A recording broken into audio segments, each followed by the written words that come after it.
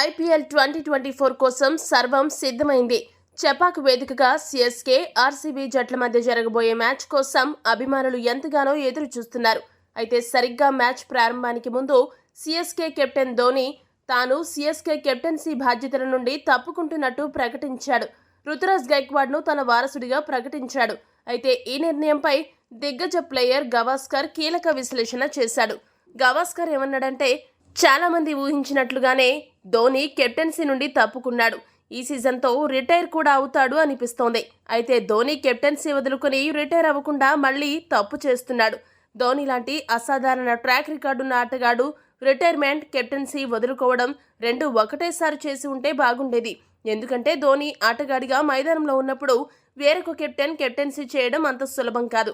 గతంలో జడేజాకు కెప్టెన్సీ ఇచ్చారు.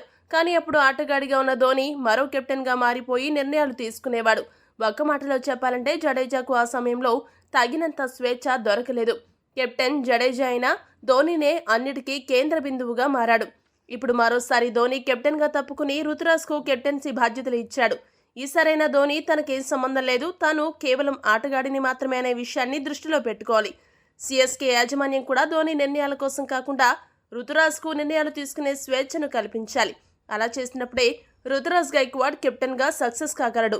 నా వరకైతే ధోని కెప్టెన్సీని వదులుకుని ఆటగాడిగా కొనసాగడం కంటే తాను కోరుకున్నప్పుడు కెప్టెన్గానే రిటైర్మెంట్ ప్రకటించి ఉంటే బాగుండేదని గవాస్కర్ అద్భుతమైన విశ్లేషణ చేశాడు. గవాస్కర్ చేసిన విశ్లేషణపై మీ అభిప్రాయాన్ని కామెంట్ చేయండి. మరిన్ని స్పోర్ట్స్ అప్డేట్స్ కోసం మా ఛానల్ను సబ్స్క్రైబ్ చేసుకోండి.